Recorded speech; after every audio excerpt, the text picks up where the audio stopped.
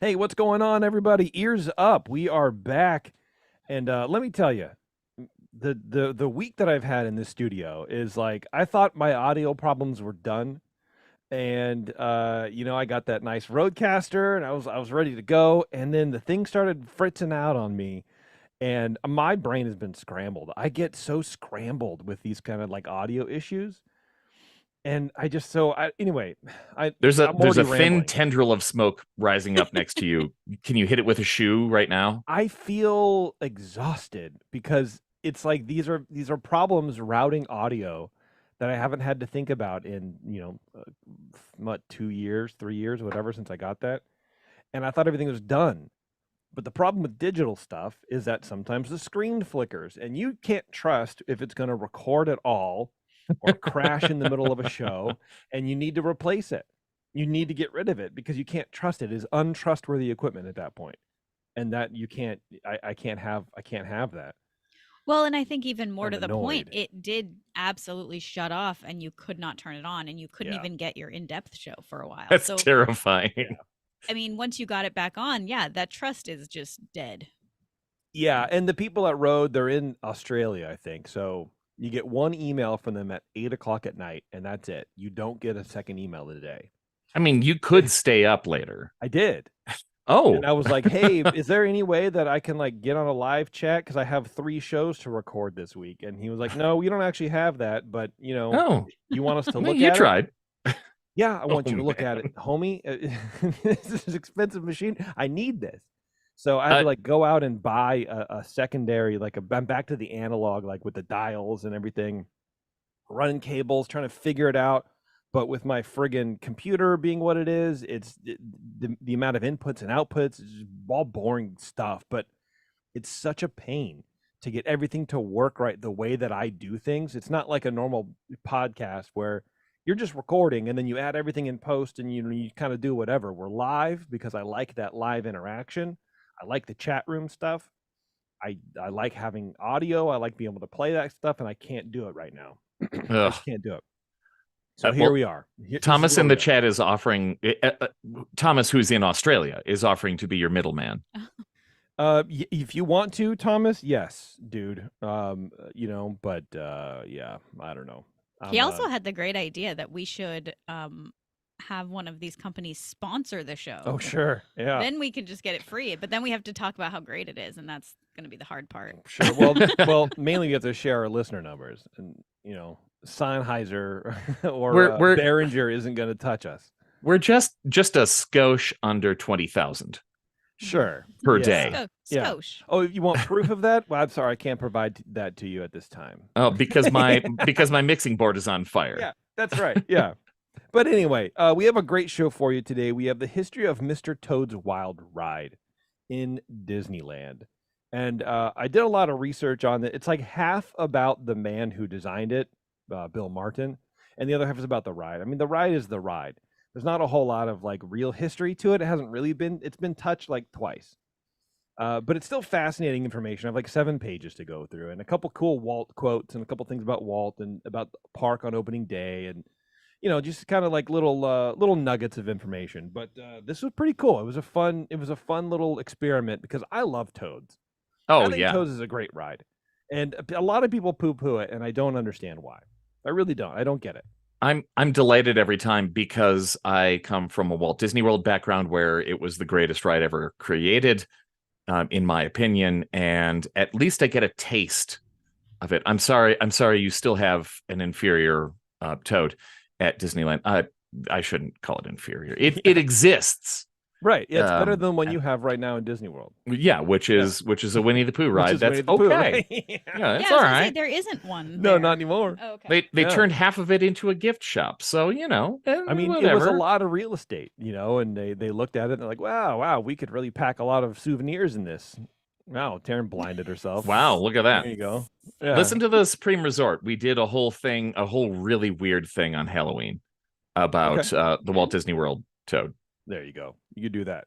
And if you want to go to Disney World and you can lay flowers at the site of the former Toad ride, you can book your trip with Concierge. You go to I should do that. concierge.com today and figure out the best ways to go to the parks, which is to have somebody else plan it for you. Honestly, that's what we all kind of want. We want to be able to go because the parks have made it so hard. Bob Iger has made it so impossible. Oh, to yeah. figure out how to book a trip. All Bob. Just It's don't true. do it. Some It's like Bob. with me and my audio. If someone would go, "Hey, brother, let me plan all this for you. You just pay the money." I would go, "Yes." Are you going to charge me for that opportunity? And they would say no. I would say then double yes. And that's the same thing as concierge. They don't charge extra for it. They don't charge any extra to help you plan your vacation. But if you want help making reservations, navigating Genie Plus, getting park reservations, all of that kind of stuff, they do it all for you and it's for free. So check them out, concierge.com. And in fact, I've been talking about doing these giveaways. I meant to like solidify all that this week, but I had to, obviously do all this audio stuff. But I think what I'm going to do, I have a couple, actually I have 5 boxes over there. 1, 2, 3, 6, 5, whatever, of prize packs already gifted or already boxed up, and I'm going to be giving them away. There's a lot of cool stuff in there. 2 are from Patreon people. So all you have to do is just be a Patreon supporter and you're going to get a prize pack. And there's like a shirt and a bunch of stuff, right? You're in a raffle for one. You don't have. Yes. It's not everybody. Not everybody all of gets us. one. No. Yeah, I'm gonna pick and choose, and it'll probably be on the Christmas show, which is like in a couple weeks. Mhm. And then I want to do a giveaway on social media for everybody else, probably 3 prize packs there. And I think one of those is going to be, and you guys, listening live or listening, back to this, you can send an email too if you want, or you can leave a voicemail on the John. On the what is it called, website? Yeah, you can go to our website. That's what it's called. Okay. Yeah, and leave a voicemail if you want. And I want to hear a Christmas story that involves Disneyland or a Disney trip or something like that. Give me some sort of content around that. What's a good Christmas memory you have, or a scary Christmas movie or Christmas memory or funny Christmas memory or something like that, involving the parks in some capacity. And if you want to send me an email through there too, you can just do that as well. But if you want to leave a voicemail, that'd be fine too. But the best one of those, and we're going to put this on social also, so you can just write it on, leave a comment underneath the social post. And then we'll pick, 2 or 3 of those winners and give them some stuff. So it'll be fun. So be sure to check that out. It's good stuff. It's EarzUp vintage. Yes, that's right. Oh. Yeah, it's a couple stuff from our 100th episode, and stuff, some books. We like stuff. Yeah. And why not? things. And things. I'm not sure about things. Before I get to the show, Jeremy and I were talking on In Depth, and I had put this to the Discord a couple days ago. But I had a thought experiment for everybody, and I wanted to run it by you guys. I want to get your opinion on this. My thought is, so Hall of Presidents in Disney World, let's pretend they got rid of it. Okay. My feeling, my vibe, that's not long for this earth. So why don't we help the company out now and plan what would go there? What should be in Hall of Presidents in Disney World that doesn't exist yet? Okay. My thing is something with Sam the Eagle, some Muppets kind of thing. I think that would be cool. A few people in Discord had some really cool ideas. Maybe we should pull those up. Yeah, while you're bringing those up, yeah, I saw that question earlier this week, and it just suddenly clicked. And I haven't listened to In Depth yet. I'm a couple days behind on things, but the outside of the Hall of Presidents, there used to be fairly recently a Muppets show about American history. I think you retool the Muppets show to draw people inside and do your Muppets history show. Do it bigger than they used to do it, because watching the Muppets do American history outside in Liberty Square, I remember I was so excited to see it, and we walked through and one was starting, and I turned around, my wife said, "Why are you crying?" Like, it's so good. It's so good. Yeah. So I look forward to listening to your take on the Muppets thing. I don't want to like steal your Muppets idea, but do the puppet show outside to draw people into the Hall of Presidents. Sure, and then have Because a bigger show. yeah, I don't have the show planned out, by the way. It's just literally Sam the Eagle, that's it. I don't know. Chip, I love Chip. you know, Pepe the King Prawn, like, well, you Oh, know, of course. what else? Yeah. You know, the classic, the hitter, the heavy hitters. Right. But yeah, You know, have them tell the stories of various things, and yeah. Yeah, because Hall of Presidents, like, you can't really, I don't know. I feel like that sort of level of patriotism doesn't really resonate anymore with a lot of people, and I think you need to switch it up. So I have a thought. Uh-oh. At Disneyland, of course, we don't have Hall of Presidents, the show. We have Abe Lincoln, right? Sure. So you want to replace it with something similar to that, like where it's an animatronic human historical figure. Sure. Do you? Because I people think don't so. go to that. Yeah, that is true. Except for like me and Dan. I don't know. That's true. But I go to it because I like being in there, but I don't like Okay. the show. yeah, The show is thoroughly boring. it is. Yeah. But I mean, I would rather be in history class taking notes than listening to this, like, you know, patriotic music. I just don't, it's not my, I don't know. yeah. What if it was, instead of the Hall of Presidents, instead of Abraham Lincoln, it's along the same lines, but it's Martin Luther King Jr. doing his "I Have a Dream" speech. That would be, I think it makes perfect sense. that would spark a war unlike this country has ever seen before. There's no way. I A don't civil war, perhaps. Yeah, maybe brother might fight against cousin. I don't know that it would.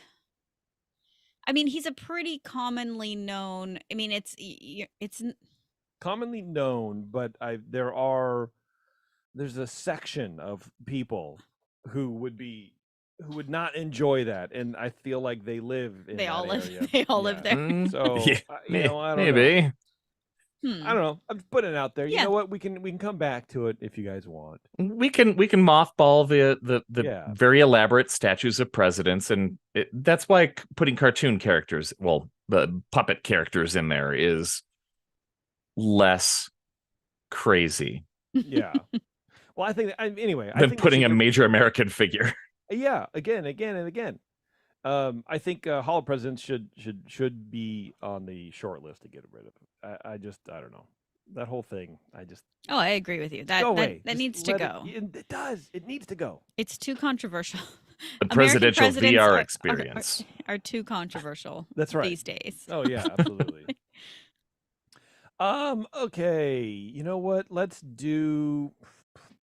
We're gonna do toads. We're gonna do toads, Let's and do then we're gonna go because the drink we have to make is fairly complicated. Uh-oh. Eric, I mean, I haven't made any coffee for it. Have you? I have leftover coffee from this morning. Enough to... What? Taryn, get a load of this guy. He has leftover know. coffee. I've never even heard of that Yeah, before. what are you sometimes talking I about? leave before I finish the pot, and then I have to make more coffee at work. That's Hmm. basically it. Yeah. Why don't you get a to-go cup? Yeah, or a thermos is what it's also called.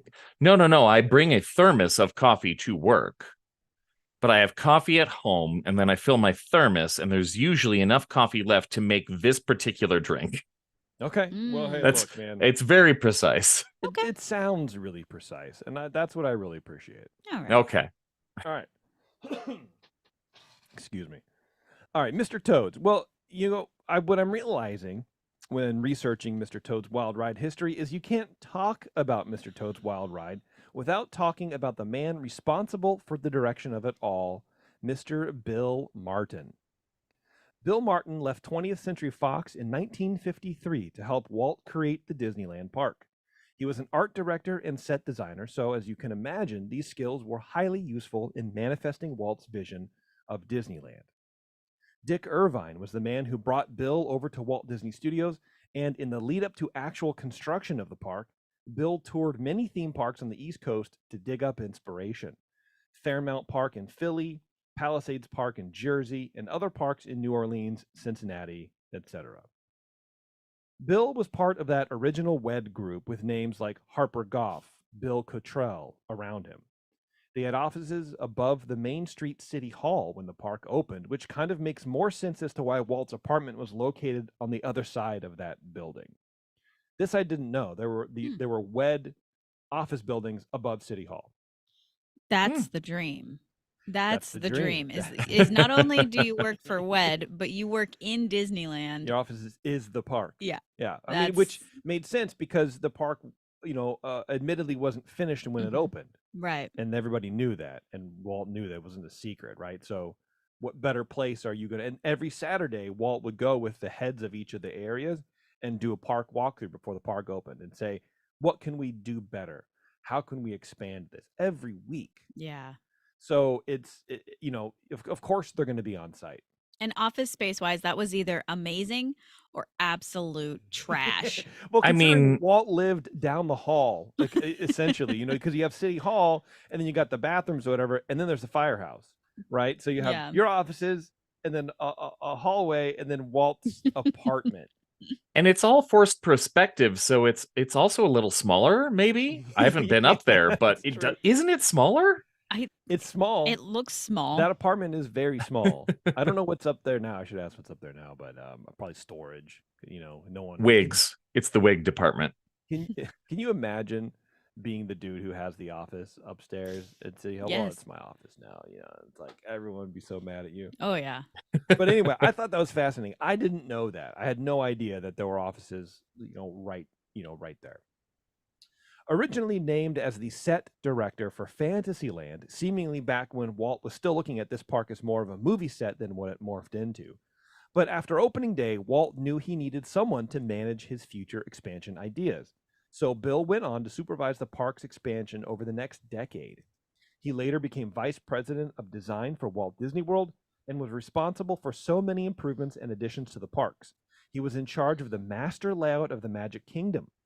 He did the track layouts for basically all fantasy rides. The mine train through Nature's Wonderland, and it was actually his idea for not only the mine train, but as well as the donkey ride, which Walt loved. He was a big fan of the donkey ride. And great. Bill worked on the small storefronts that used to be in the mine train area that are now part of that last leg of Big Thunder. We were coasting into Disembark, the saloon and whatever, and you can hear all those things. That was Bill worked on those. Bill Bill did the layout for the Pirates of the Caribbean and Haunted Mansion tracks. Both of those he laid out. Bill contributed to Bear Country somehow. I'm not really entirely sure on that. He did the layout for the submarine ride, for the motorboat ride, for the monorail. He was responsible for weaving the monorail through the Autopia area, doing that whole layout. He was responsible for the Matterhorn layout, Chicken of the Sea pirate ship. And then in researching this, I learned that the mermaid on the bow of that ship was based off of Tinkerbell, which I don't know if it seems like something we should have talked about before, but I was like, oh, that's cool. Yeah. He laid out the track for the storybook Canal Boats. He did the waterworks for Swiss Family Treehouse, and on and on and on. And Bill was just an indispensable part of the team and did so much of the basics and the foundations for Disneyland and those like classic attractions. Bill had a lot of ideas for adding little fun attractions into Disneyland. He once wanted to put what's called a camera obscura at the top of Sleeping Beauty Castle, but apparently there wasn't enough light for the camera to work properly. Too bad. Dating back to do you guys know what a camera obscura is? It's like a hidden camera? No. I'll tell you, but I just didn't know. Well, yeah, it's some sort of optical effect inside a building, and yes. Dating back to at least the 1600s, camera obscuras are basically a pinhole camera that you would use to view a solar eclipse without burning your retinas out. The name comes from the Latin words for dark, which is obscura, and room, which is camera. In the 1700s and 1800s, the camera obscura was also a useful accessory for the wealthy taking the grand tour of like Italy or whatever to make drawings of landscapes or classical ruins.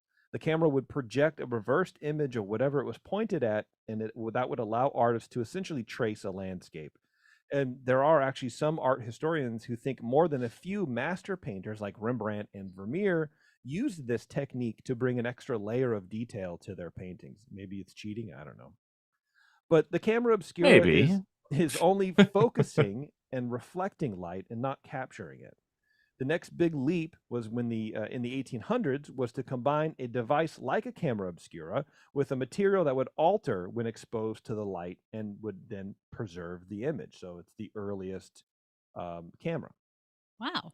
Was Cool. based off of this. The image was so cool, they want to try to capture that, and that's why you see a lot of like Victorian era or early era photographers with their head over the camera. Yeah. Under the blanket. It's because you need darkened room to get the light just right. You need too much light will kill your view, and it'll ruin the image. Okay. This ties in perfectly with the window that I'm not allowed to talk about tonight. George K. Whitney. I'm sorry. Literally, there's a camera obscura thing with the window. Nice. Well, you know what? So, if we have time, we'll talk about it. Okay, yeah. If we have time, otherwise we'll save it for another time, and everybody will know about camera obscura, and I don't have to talk about what that means again. There you go. Now, I wasn't sure what function this camera obscura would serve way at the top of the castle, but I did find out there's a camera obscura in San Francisco. It's actually like a really famous landmark that's been there for over 100 years. The San Francisco camera obscura projects an image onto a horizontal viewing table via a reflected image from a viewpoint at the top of the building, which is on the at the Cliff House, the old Cliff House. Oh, okay. So it was there in like the early 1900s. Then the Cliff House burnt down, and it was rebuilt in 1906. Whatever. A metal hood in the cupola at the top of the building slowly rotates. It makes a full revolution in about 6 minutes, allowing for a 360-degree view around the building. Light enters the building via an angled mirror in the metal hood. It then passes through a lens and is projected onto a parabolic white table in a black room. So this camera would be constantly rotating atop the castle, showing folks down at the bottom in a dark room, basically an aerial view of the park. Wow. Okay. Right. I'm gonna interject here because literally George Whitney Jr., who has a window on Main Street, owned that building. What building? And it's the camera obscura and the Cliff's house. Like, that's awesome. Wow. What? Man, I had no idea this was getting into where you're going. Yeah, neither did I. We'll talk about it someday. Yeah, and these are the things. It has nothing to do with Toad. It has barely has anything to do with Bill Martin, but it's like his idea. But I thought it was so fascinating. Imagine going to the castle now, and you go into a room, which presumably is that maybe the handicap viewing room. If you don't want to go through the thing, maybe you're just in there and you see just this rotating like view of the park. I think that'd be so amazing. That's really cool. Yeah. Speaking of the castle, Bill gave an interview years ago where he reflected on why he liked working with Walt so much, and vice versa. And this was a little Walt interaction that I thought was pretty funny. I have like a couple long quotes from Bill here, so bear with me. He says, quote, "We were walking back to the animation building from Bob Matley's." And Matley was a special effects guy at Disneyland, so maybe his office or something. And Walt says to me, "You know, Evan Earl thinks that the castle turrets should be different colors, orange and black and pink and red and purple and yellow. What do you think about that?" I said that they should all be blue like slate. He said, "I think you're right." A lot of the guys who had worked with Walt a long time didn't want to make decisions until they had gotten input from him somehow. I came from Fox Studios, and when they asked me a question there, I told them what I thought. So I did that when I went to work for Disney. I guess Walt appreciated some outside thinking. I remember a time when this one guy was working on some ideas for Fantasyland. See, you can always tell when a story's never going to go well. Oh, yeah. This one guy. This one guy. Yeah. This one guy was working on some ideas for Fantasyland, and I was in the meeting when he was showing these marvelous drawings to Walt. Walt was there looking at them, and Dick Irvine and myself were there. I don't remember if John Hench was there or not. When this guy got all through explaining his stuff, he said to Walt, quote, "You know, if you can't do it this way, I don't know how you're going to do it." Walt didn't say a word. The next day, the guy was gone. Walt didn't like that hard sell kind of talk. Walt appreciated flexibility from his people, and he usually knew in the back of his mind what he wanted. If you can't do it this way, brother, I don't know how it's going to get done. Peace. Gone. Wow. Deuced. Yep. I want to know who that was and where they went to, because what a good story. I got fired from Walt Disney for trying to hard sell my ideas. Yeah. No. Well, not thinking outside the box enough for Walt. Yeah, not being open enough to Walt's ideas. And Yep. that's all, that's all I think Walt wanted. Here's my idea. If you can have a better idea, I want to hear it. Mm-hmm. If Yeah, not, that's then fair. do what I want to do, which is totally fair. I mean, he's the boss. He's the money guy, you know? On opening day, Bill was one of the people who actually lowered the drawbridge to signify the opening of the park or whatever it was, It's a right? big deal. It's a huge, yeah, I mean, it's kind of Wow. neat, right? They did So that like twice. Yeah. So here's like 2-paragraph quote from Bill telling the story. It's a fascinating story. On opening day, I hung around inside the castle. I was one of the guys that helped raise and lower the drawbridge by hand. The show started and the ABC cameras came down Main Street and up to the bridge.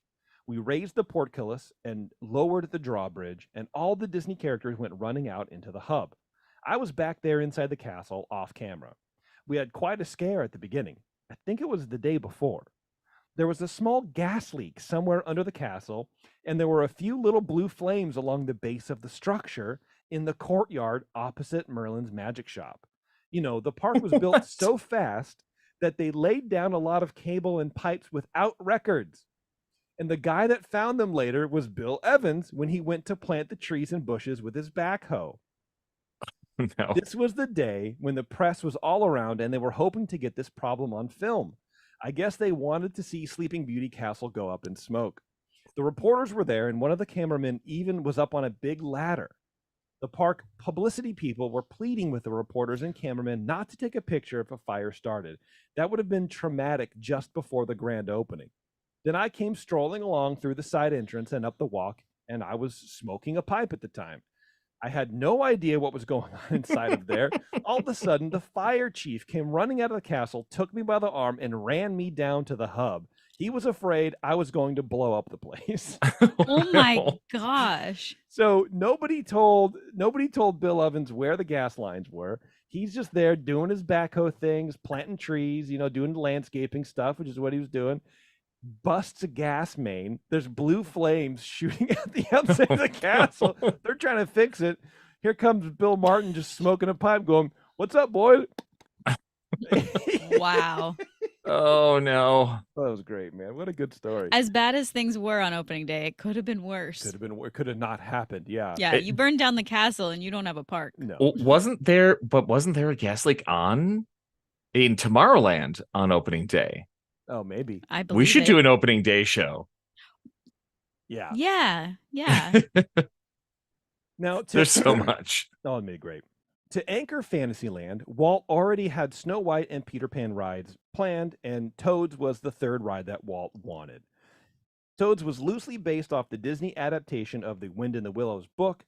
The ride puts the guest in the place of Mr. Toad as he is overcome with motor mania, which is a very real thing and not one, and it's one that we should all be afraid of. We shouldn't take this lightly, this motor mania thing, guys. I'm serious. The interesting thing about Toads that separates it from other fantasy rides is that it isn't really like the source material at all. The ending specifically is not in the 1949 movie version, nor the book it was based on. It was completely fabricated. Another point of interest is that when Toads opened, it had the least amount of 3D figures of its Fantasyland counterparts. Snow White and Peter Pan both were packed with figures, while Toad relied mostly on 2D plywood painting. It's just a budget thing at that point. Walt chose the specific scene elements of the Toad book to be in the ride that he wanted. The rest were added in later based on how much room they would have in the show building, which is already very small to begin with. When the ride first opened, everything inside was simple stage scenery, which is played to Bill Martin's strengths, right? Like set dressing, like you would see in a play. Two-dimensional paintings that were basically meant to be seen from one direction only. But since most of it was painted for blacklight, you only ended up seeing what they wanted you to see. So they were able to really control what you saw. It was a great way to do it. It was a cheap way to do it as well. And sometimes you come across pictures of the inside of that ride before it was redone, and the art looks sort of odd and, I don't know, kind of weird. You're like, it was this Disney quality stuff, but the guests wouldn't have seen it that way. They would have seen it with a black light. So it was a very different experience. Blacklights were a new feature that no other rides were really using in the parks the Imagineers went to. So these three dark rides of Toad, Pan, and Snow were the first real sort of dark rides as we know them today. In the past, they didn't have black lights. They weren't trying to use these sort of special effects. They were just dark rides. but Bill Martin and the team sort of created this vibe. Now we think of dark rides as having black lights. Absolutely. Yeah, for sure. Guests waiting in line were treated to the confusing lyrics of the Merrily song and the enthusiastic voice of Mr. Toad himself, provided by Eric Blore, the voice actor from the film. So that was a nice touch. And he beckoned all to come along with him on his travels. He says, "Come along, hop up on here. We'll go for a jolly ride. Buford Road, the dusty highway. Come, I'll show you the world. Travel, change, excitement." Sounds like Yoda. Travel, change, excitement. Well, and so what's interesting is you said that it doesn't follow the movie. So when the first probably 5 times I went on this ride, and I've probably been on it 8 in my life. What?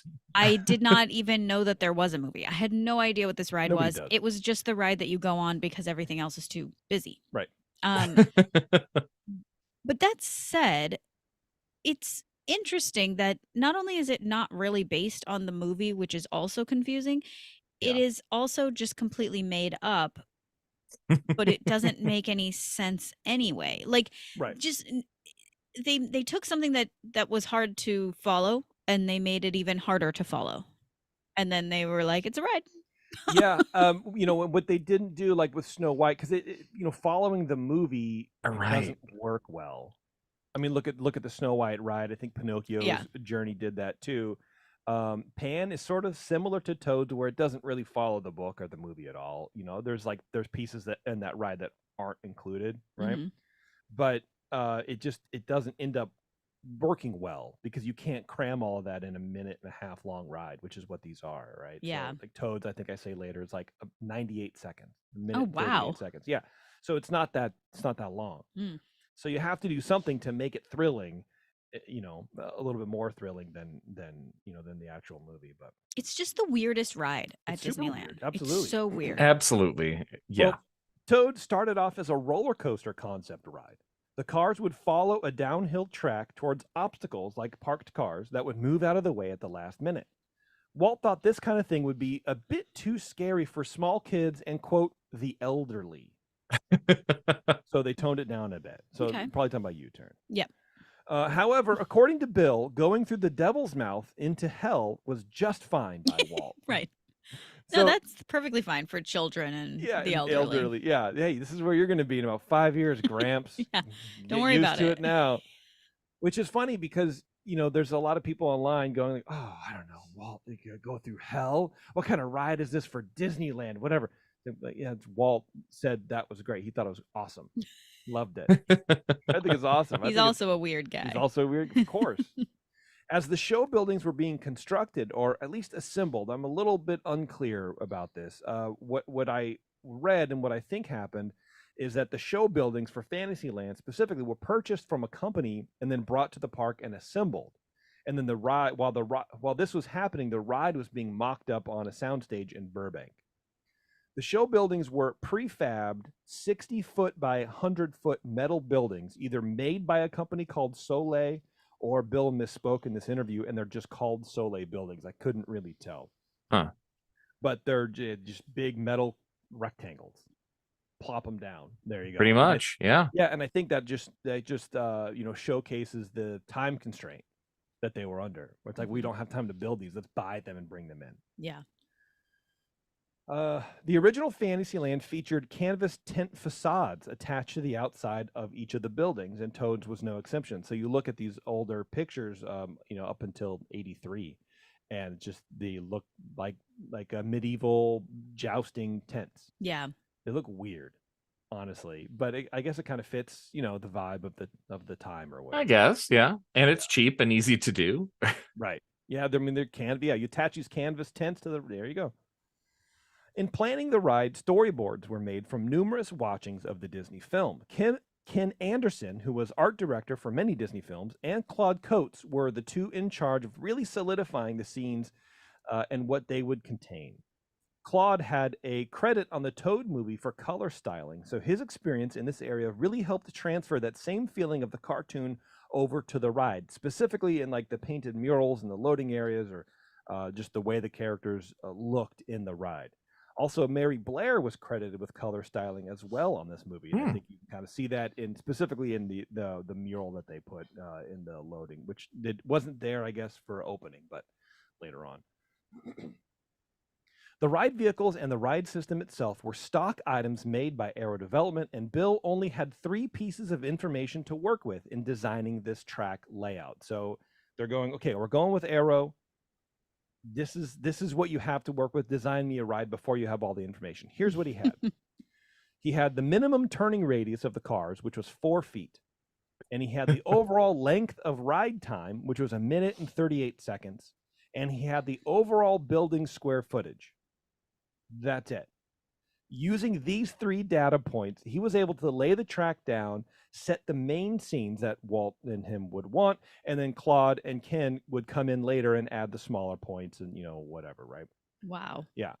And the reason Toad is so twisty and turny is because of Peter Pan next door. That ride was built first, so it took the long portion of this rectangular show building. It takes the most of that show building, which left a very small footprint for Toad. So they had to really maximize the space that they had to figure out how to make this ride tell a story with a 4-foot turning radius in a minute. Gosh. Wow. And it makes it feel so fast while you're spinning around these little corners. Yeah. Yes. A 4-foot turning radius is really tight. Yeah. It's scary fast. Yeah. The ride was designed to eat up 700 people an hour. Only 9 cars were able to fit in the ride itself, with 3 out front to load guests at any given time, each entering Toad Hall every 11 seconds. Wow. Seems like a long time. I don't know. You know what I mean? 11 seconds? Yeah, 11 seconds. So you have 11 seconds to load the car, empty the car, load the car, and then shoot it out. I don't know. Doesn't it sound like a long time? No, that it sounds like a short time. Really? Yeah, it sounds like to get people out and get people in. Like what's Space Mountain? Who knows? I don't know. I mean, that's pretty tight over there, or like Big Thunder Mountain, where you want it to be tight because you only have so much space. It's the same thing. You only have so much space to do it, but I mean, in a ride like this, you can slow things down. It's not quite the same as Pirates of the Caribbean, where you can just pile up a bunch of people at the bottom of the reverse waterfall. Because I mean, each car has 4 people, 2. And there's a lot of pictures I see of 2 people in these cars. Yeah, in the olden days, it was definitely 2. Yeah. The olden days. Bruce Bushman designed the cars for Toad, and they were some of the very first pieces of equipment to actually even be delivered to Disneyland, which is kind of a neat little thing. Huh. They were designed to tilt backwards slightly in order to help that crazy feeling of the ride by shifting your perspective a bit while on it. Okay. This also allows that small guide wheel in the front to ride a single rail on the floor. Each vehicle has a 1/4 horsepower electric motor drawing power from the rail beneath its wheels. The cars are all named individually as Mr. Toad, McBadger, Moley, and Ratty, with 2 each named Toady, Cyril, Winky, and Weasel.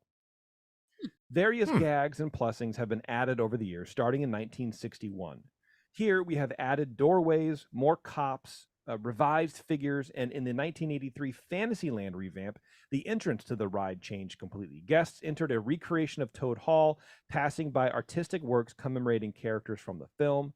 A large mural shows the adventures of Toad and his motor car, pre-shadowing various scenes in the ride. Disembodied voices sing the Merrily song, but it's more like the song from the version in the film. Now the cars crash through the fireplace in the beginning instead of simply drive it past it in the earlier version. The breakaway doors were a big addition in 1961 as well, and that's one of the things that I really remember when I think about this ride is you're going to the doors open at the last second. It's these kind of sight gags, right? Yeah, for sure. And they added a lot of the stuff they were able to because they knew way more about what they were doing and how to build a ride that was exciting at this point. Before they didn't really know what they were doing, but now it's like, oh, we could add this and that would be a good gag. And now that everything's here, I think it's settled in, and then now we know what we're working with. Like the cops in the ride, they were put in there to add a little bit of level of excitement. Like you're fleeing the police, right? Since we're supposed to have broken out of prison. So we should be probably being chased somehow. So you got the cops there. Additional character flats of Molly and McBadger and a human butler in Toad Hall, as well as Ratty in front of one of the painted storefronts in the village scene, and a handful of new police officers, including one on a motorcycle. Like I said, new crash doors, and these being a construction barricade located in the village street, multiple breakaway flats of stacked crates and kegs in the warehouse. Fully sculpted devils and red rock in the hell scene replace the original flat 2D plywood paintings. Then you have the great Fantasyland rebuild of 1983. The tent entrance to Toad was done away with, and a much more stately looking manor appeared in its place. Now Toad Hall looked the part and gave guests not only more cool theming to look at, but a larger loading area as well. When Disney World opened in Orlando, Florida in 1971, a new version of the ride debuted with dual tracks offering slightly different experiences, but still the same core experience. Friend of the show, Rolly Crump, was asked to design this ride, and it was his idea to not only split the rides and have two running at the same time to eat more people, but it was his idea to make each one of them different, so you never knew which one you were going to get. That's cool. Yeah. It's very Rolly. It's very Rolly, right? Like, I don't know. Well, Rolly, don't you think people are going to want to know? Whatever. I don't know. No, I want them to be confused when they get out of the line. Yeah, this will be fun for me. Who cares? Unlike its Disneyland counterpart, it never received the Toad Manor makeover, and visitors to Florida were subjected to a boxier kind of tournament tent-looking facade painted with really gross shades of purple. The left track featured such scenes as Toad's trophy room, a kitchen, a gypsy camp, and Winky's Tavern, with a clever beer mug gag and weasels hiding among the barrels, and the rain room. The right track featured such scenes as Toad's library, a barnyard with animals and chickens scattering through the air, a policeman signaling you to stop, a courtroom where the policeman is now the judge. It sounds exactly normal. A jail with weasels in the cells, and a standoff between weasels and the police. Both tracks come together in a town square, with both tracks circling it but never crossing. Both tracks have their own train tunnels and their own separate entrances to hell. But at that point, they're both the same. So both versions of hell are the same, but they each have their own independent one. Right. News of the Disney World ride's potential closure first leaked in 1997, when inside sources revealed to the Orlando Sentinel that the Florida park was planning to replace it with a Winnie the Pooh ride.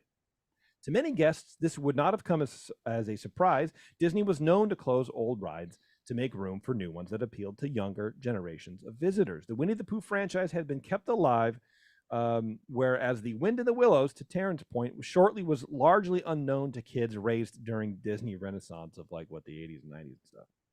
Despite this, the threat to the ride struck a chord with certain guests. One day after the rumor broke, the website SaveToad.com went live. It implored. Actually, is it still up? Let's see. It's archived on. It's archived because the guy who started the site works for Miami University, and it's archived on his site. I may have read about this a lot. It is awesome.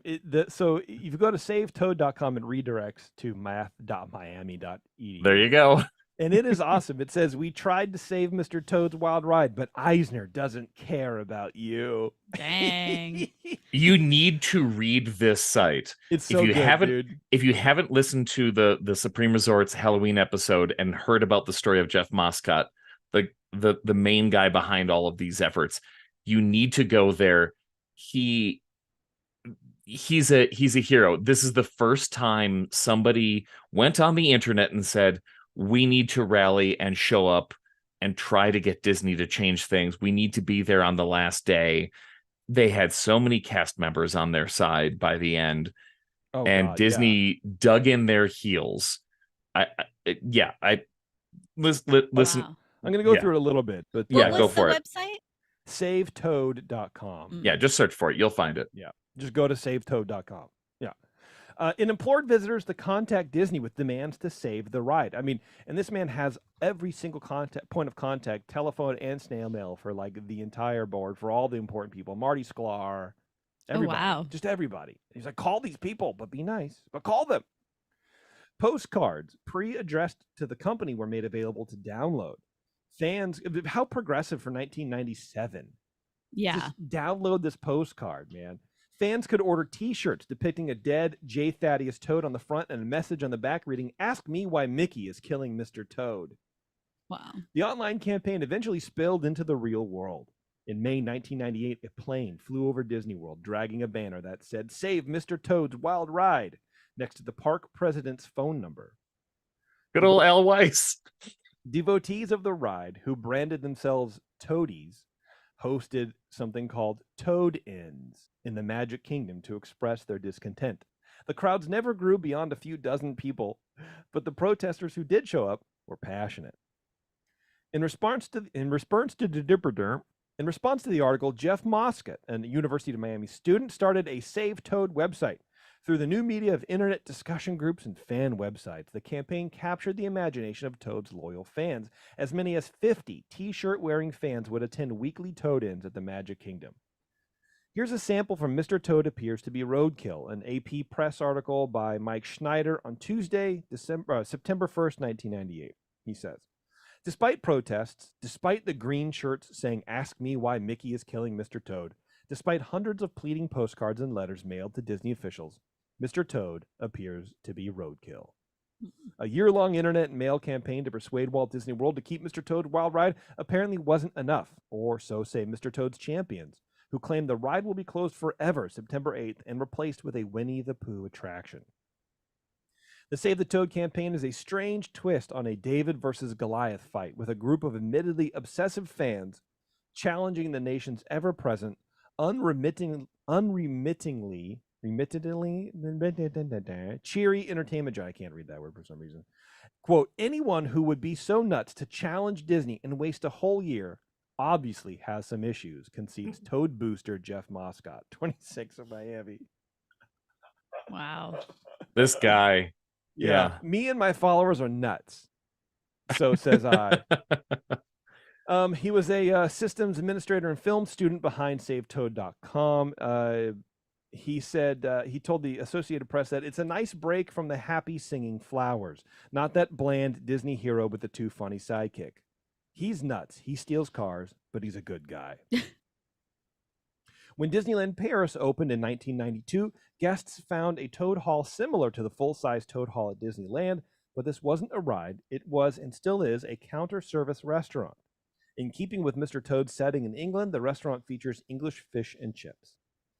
But and that's basically it. But back to the ending of the ride, after you're found guilty of, having motor mania or whatever, and you presumably escape jail, you're racing around, you're hit by a train. You get distracted, you go through a train tunnel, and you get hit head on by a train, and then you get sent to hell.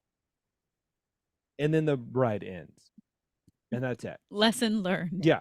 And despite this being pretty clear-cut, many people online still wonder if Toad is meant to die at the end of that ride. Because so you're in the car, you're Toad, right? This is just what a lot of those rides are, right? So you're Toad. You get hit by a train, and then you're out. Did you escape hell? Some people go, "Oh, it must have been a dream." I don't know. What do you think? Do you think that this is one of the only rides I can think of where you die as the ending of the ride? It's probably the only one. It's probably the only one in existence. I'm just gonna say. Well, you also don't die and go to a good place. You die and you go to hell. Yeah, absolutely. Because you what? Because you ran through a pub. You made some people. You broke some barrels. Geez, man. Well, all I can tell you is I distinctly remember the first time I rode this ride. I still remember being in that car with my sister and heading toward that train and us screaming, and it left, and this is at Walt Disney World, and it left such an indelible impression on us. And we realized that this is why I have such a devotion to this ride, because I remember it so well. And there's so many other things that other people cling to, the stuff from their childhood. Sure. People talk about Horizons at Epcot or whatever. For me, it's Mr. Toad. Interesting. And when I went to Disneyland for the first time in 2016, they still have a Mr. Toad. We've got to go. And my wife's like, "Why? What was that?" I'm like, "It wasn't as good as Walt Disney World, but It Oh, scratches sure. that itch. It Sure. scratches that itch. I read a story on Reddit today in preparing for the show where this lady was she was sharing a story about her child, and I forget the age of this kid. I think she was like 5 or 6, and she was, she started getting into YouTube and getting into like stories about parks, and she was obsessed for some reason with Mr. Toad because they go to Disney World all the time, and she didn't know that there was even a Toad ride, and she's like, "Oh wow, that would have been so cool!" And every time they go to Disney World, she brings up Toad.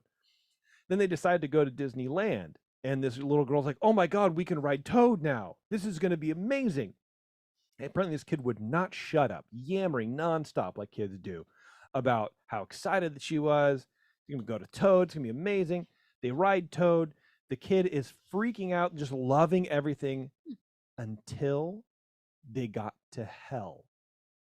And the ride was Oh no. over, and the mom looks at the child, and she's like, "Hey, do you want to ride it again?" And the kid's like, "No." Never talked about Oh. Toad again. That was it. That killed Toad for this little girl. Is the actual thing that she loves. Never meet your heroes. Well, Oh and gosh. so as you were kind of going through the history of it, just now, I was looking at Daveland, just going through the old photos, just kind of looking through it. Yeah. And there's a whole section that says that's hell. That it's just photos of the hell section. And I started scrolling over to those, and my first thought was like, there's no way in hell that Alice would ever be able to go on this ride. Not now. She would freak Didn't out. we take her when we went when she was like 2? I haven't been on that ride in so long. No. Yeah, I mean it's a lot. It's a lot. It's a lot. But Walt's worried about the elderly, Yeah. But like, and that's so interesting. Terrifying. Yeah. Yeah. And I mean we're Christian folk. We were grown up to respect and fear hell, but still the bizarre nature of getting hit by a train and going to hell, and just it was all just such weird fun. And then you found out that the other side was different, and there was a part of the ride where if the cast members timed it right, the cars almost hit each other. Like that's the way it was designed. Rolly designed it with those 2 tracks. There were 2 times where the cars almost went head on. It was just amazing. That's wild. And yeah, I don't know, as a scared Christian child, I still somehow enjoyed this ride so much. Well, yeah, I mean ultimately, it's fake. Well, yeah, we knew it's just a ride at Disney World. Like, oh yeah, the ride too. Come on. I had to say it. I'm sorry. Okay, that is the history of Mr. Toad's Wild Ride, everybody. That was a wild ride. That's great. Yeah. Like I said, there's not a ton of information because it's basically since 1983, it's sort of just been the same. Yeah, well, but that's all you need. And even before that, they didn't even change it much. Yeah, I mean, they added like new gags and then like some figures, but I think that's what lends to the charm. Yeah, those plywood flats, just like the Pooh ride kind of in Critter Country for the most part. That's why I like That's why I like that ride. Yeah, it's not complicated. It's low tech. Yeah. And one thing that you touched on very briefly, but I wanted to bring up is that the queue for that ride post 1983 is actually pretty cool. It's awesome. It's great. shaded. It's actually like standing in that line if you have to is actually kind of pretty. Mm-hmm. It's a really nice part of the park. Yeah. And there's like the statues and the like I don't know what they're called when it's like a statue but on a wall. Like wall statue, a wall bust, a bas relief. It's like a wall bust, but it's just like it's like a, I don't know. Anyway, if you go there, you'll see it. But it's cool. I like it. Yeah. Okay, let's do this. We're gonna take a quick break. And then we're going to come back. Eric is going to get his window out of the way, or I'm never going to hear anything. I can save it for another time. I don't know. No, because I got to take a break, and we got to come back and do something. Okay. So let's do that. We'll come back. We'll do the window. We'll get out of here, and then we'll jump over to the secret show, do some news. So hang on, everyone. It's Ears Up. We'll be right back. Hey, thanks for sticking around, everybody. We are going to do Eric's window. But first, I want to say, you know what? Shout out to Jimmy. Jimmy was out here, I think, a couple days ago for work or something. And he went to the 21st Amendment in San Francisco. Nice. Good for him. 563 2nd Street.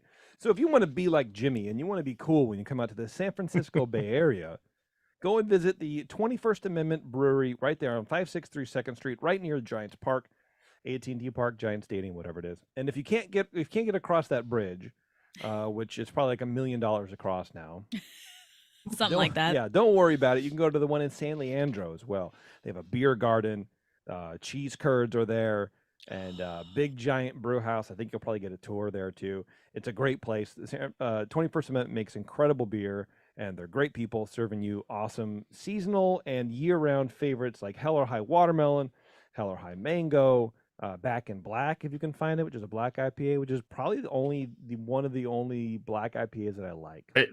I haven't seen very many at all lately, other than that. Yeah. No, it went away. Don't And, they? and even Back in Black went seasonal because it's just not really like in demand anymore, which is fine because a lot of people. It's okay. Here we go. Soapbox. Beer rant, yeah. It's like pumpkin beers. Not a lot of people make them well. They can be made well, and so they're not popular when they're around. But the people who make them well, make them well. That's Okay. what I think about Back in Black and black IPAs in general, where it's like Fair. yeah. I mean, I know for a fact 21st Amendment's right there, and I maybe have had one more that was pretty good. The rest is like this is not. I don't. It's the dark malt with the hops sometimes clashes. A lot of times It's a lot of I was trying to remember something the other day. Don't they have like a pomegranate beer? Hell or High Pomegranate. I think. Oh, okay. So that must be coming out soon or I hope out or so. something. Yeah. Pomegranate's a now kind of fruit, Not now, but right now. like right now. Hell yeah. Looking forward to it, and you can too. So anyway, check them out. 21st Amendment. Ask wherever you find good craft beer. Ask for the 2-1A if you haven't tried it in it yet, and it'll do you right. All right, Eric, what window do you got? We've got George K. Whitney Jr. this time. George was born in 1922. He was the son of one of the Whitney brothers. Oh, sure, yeah. Yeah, you know the that. Whitney brothers. Oh. And actually, you might as we go on here. The Whitney brothers were George Kerr Whitney and Uncle Leo Whitney. So George was born to George Kerr Whitney Sr. and Ava Charlotte Whitney. Mom came from Australia, and they all met in Australia. Dad and uncle moved to Australia during World War I and ran some amusement parks down there. That's kind of how they got their start in park operations. So this is a parks family. They developed several processes for running amusement parks. They developed some photo processes that helped them, kind of expand what they did at their parks. A lot of revolutionary things. They moved back to America and opened up Playland at the beach along Ocean Beach, which is apparently the name of a well-known beach in the San Francisco area. That's right. It is. And very cold in Ocean Beach. Yes, okay. It's not like the beach that you think about. Yeah, it's a northern beach. Basically, yeah. Well, Playland, let's see, George Sr. said, Playland is a nickel and dime business and will do as well as long as people have nickels and dimes in their pockets. George Jr. said, we did pretty well during the Depression. Good, clean, fun diversion. All right. So I guess people did have nickels and dimes. They did. George Sr. claims that bingo was invented at Playland. I don't have a lot to corroborate that, but this comes from an interview with George Jr. To the happiness of seniors everywhere. Exactly. During the World War II years, George Sr. said, Playland did a fantastic business. Sailors had plenty of nickels and dimes. Well, it's true. See, so I just Googled bingo invented, and the first thing that comes up said, it is said bingo origins can be traced back to 1530. Yeah, probably not. As Lo Guiggio del Lotto d'Italia, which is the Italian lotto, the original name of bingo. Wow. Oh, that's great. Now I hate bingo. Well, look, Oh, everybody's gotta pretend like they invented something. Yeah, in the early right. 20s, Hugh J. Ward first came up with the concept of bingo in Pittsburgh and began running the game at carnivals in the early 1920s, taking it nationwide in 1924. He secured a copyright on the game and wrote a book of bingo rules in 1933. Well, don't let Huge Ward tell that to George Sr. They they Yeah. eventually the Whitneys eventually bought the Sutro Baths Museum Oh, wow. Okay. and the Cliff House properties in San Francisco. All right. I see San Francisco people nodding their heads because they know what these are. Yes. Yes. The Cliff House is a very, very famous restaurant, or maybe was. Actually, I feel like it got It's- sold very yeah, recently. It got sold, it closed down, and then they said it was going to open, but I don't know anymore. It's very Who ritzy, knows? expensive, fancy It's- place. Yeah, It's- but it overlooks the ocean. It's like right on the edge. The Sutro Oh, yeah. Baths are right below it, the old bathhouse, and you can go and like explore the ruins basically. And Yeah. that's the closest thing we have to ruins out here is an old bathhouse. I want to say From the there's a 20s. famous scene too in some movie or show that ends there. There's a lot of things that happen there. Yeah. It's very very famous in this area for sure. Excellent. Well, I'm glad I basically wrote that like these people will know what I'm talking about. Yes. They'll fill in the blanks. Well, George Jr., before Disney, went to the University of Washington and San Francisco State University. He joined the Army Air Corps in World War II. He was an engineer and an armament specialist. Sure. Following the war, he managed rides and games for Playland. So he went back to the family business. All right. Good for him. Yeah. Let's see. So he eventually ended up getting hired by Walt Disney when Walt went up to Playland and said, "This is one of the He's going around finding other amusement parks and saying, "Here are the things that I want to do." He hired George because he knew how to handle operations. So in the early 1950s, he came up to Playland, met George Sr., met George Jr. Jr. impressed Disney, hired him on as the 7th employee of Disneyland. Wow. He was the only member of Disney's original team who had practical amusement park experience. Wow.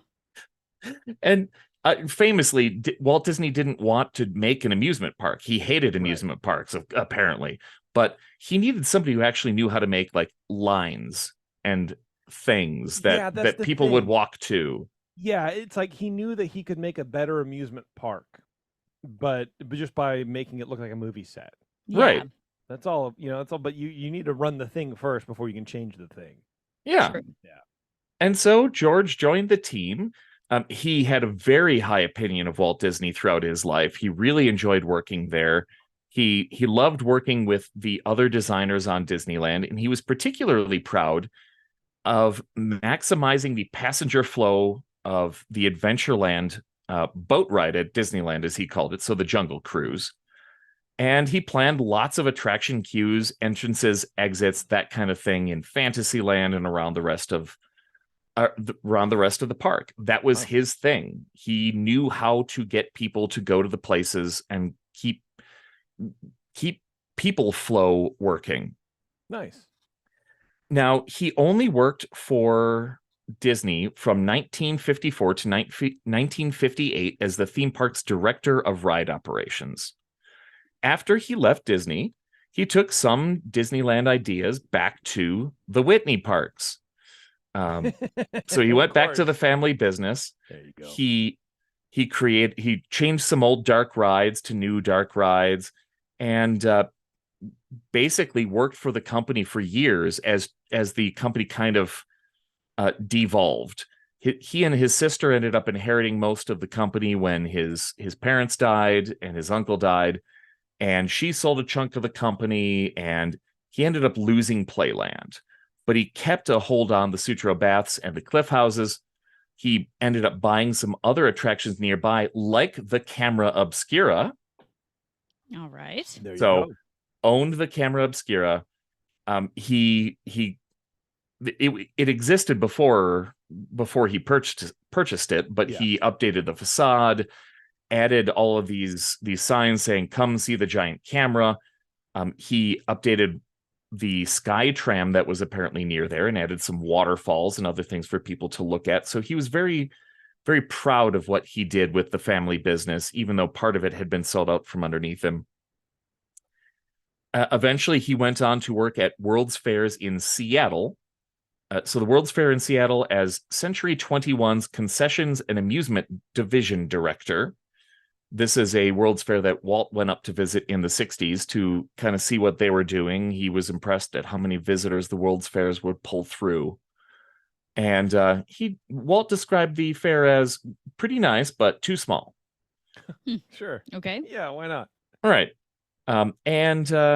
George went on to be a World's Fair consultant in Montreal, Brussels, and Osaka for their World's Fairs, and he designed the 1960 Squaw Valley Olympics. Well, there you go, man. Traveling the world designing stuff. And Designing lines, oh yeah. He sold off the remaining Sutro Baths and Cliff House and other beach properties in 1972 for $6.5 million in 1972. That's a lot. Wow. That's a lot of money. Lord, that's a lot, yeah. He spent the rest of his life, he left the valley and never went back and traveled the world and eventually settled near the Whitney brothers' original hometown of Friday Harbor, Washington.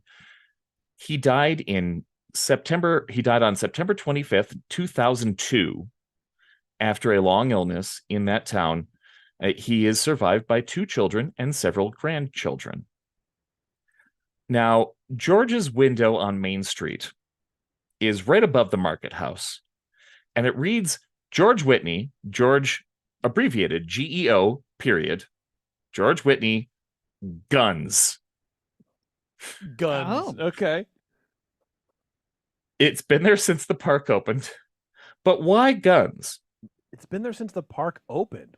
Was he the first window? He was one of the first windows. I and since we started doing this, I guess I forgot, or maybe I didn't really know or understand that the windows are. I thought they were relatively recent in the park's. Yeah, I didn't know that they were And that old. I don't see proof that it was there in 1955, but it was Okay. one of the earliest, and it could have been there at the park open. Dave Land has a few pictures. We can take one of Dave's. We can look through Dave's shots, but yeah, it's basically like, well, we think it was there when the park opened. Just as kind of a tongue-in-cheek, like, this guy built the park. One of the people who built the park. Let's put up a window. Yeah, but why? There's 2 names on this park: Walt Disney and mine. But yeah, why guns? So a part that I left out: George Jr. created the Golden Gate NRA in 1972. Great. That's wrong. The Golden Gate NRA is a national recreation area, a beautiful and protected national park spanning 82,000 acres. No, it's because he was an armament specialist in World War II, and they probably joked around about guns. I don't really know. The man was in charge of guns in World War II. What like a childlike fascination with things that go bang. It's like, Yeah, I basically. can write literally anything probably on this window. Nobody would ever know. Guns. Guns. That's just what was on his mind. Just guns. That's awesome. I love it. A lot of this came from outsidelands.org. Look up this website if you want to read a lengthy interview with one of the men who designed Disneyland. This is a website that is dedicated. It's an old website that is dedicated to the history of San Francisco's Richmond, Sunset, OMI, and west of Twin Peaks districts. Mm-hmm. Yeah, but the city has a lot of like segmented areas. For being 7 square miles by 7 square miles, it's a lot of of different neighborhoods, man. And there's a lot of yeah. cultural differences between them for being 7 miles. Oh, it's God, wild. yeah. And it's cool. They did an interview with this man in 2002, like right before he died. Let's see. So September 6th, 2002 is when they did the interview, and he died. I already lost it. September 25th, weeks before he died. These people killed him. Yes, they killed him with a 3-hour interview. Jeez. I almost did that to Josh Freese. But yeah, I don't think about it still. I don't think about it constantly. or Rolly. Yeah, well, yeah, that too. I did, But probably kill him, Rolly. you probably did. But I yeah, contributed. check it out. Yeah, it's one of those bizarre windows where you go, guns? Why guns? And that's George K. Whitney Jr., who had more experience with amusement parks and guns than we'll ever have. That's true. That's probably true. Very good. I appreciate it, Eric. Thank you. Thanks. Yeah, that was great. And honestly, I have this newfound fascination with the Sutro baths because I've lived in San Francisco. I've never been there, and I didn't know anything about it. If you want to read more, there are many pages on outsidelands.org that can tell you more about the Sutro baths and the camera obscura and the cliffs houses. And it's so weird doing these shows and like really trying to pull out good information because you sort of go down rabbit holes. And one of the ones that I just remembered now, I posted in Discord when I was doing research for my show about the prefabricated building and the Soleil or whatever. It led me down this path to find out that the first fabricated buildings in California came from China. It was during the gold rush when the Chinese immigrants were coming over and they realized there were so many people coming to California, they just didn't have places to stay. So they would order prefabbed houses, shacks, basically, shipped over from China, and they would just like interlock, planks of wood. They were just interlocked together, and they would just stand up, and they were shacks or whatever. So like, the gold rush brought in this. So I don't know. Wow, crazy. It's interesting, right? Where it's like, yeah, man, that is going to China and importing stuff is just it's old. It is not anything new. It is not anything that you can't point to one president and say they started this or whatever. This is how it's been. I don't know. I thought it was very, very interesting. Yeah. All right, we are going to get out of here, everybody. We're going to pop over to the secret show. If you are listening live right now, that link is in Patreon already. If you're not listening live, you can go to Patreon and watch the video if you want, but you can just, get the podcast or whatever too. That'll be up, soon, whenever. Sure. 3 things to do now, 3 pods to edit. But anyways, that's beside the point. Thank you, everybody, for tuning in. I appreciate it. Thank you to Sully at the 21st Amendment for being the guy who makes the good beers. You know what I'm trying to say? Absolutely. Yeah. Anyway, thanks a lot, everybody. We'll see you.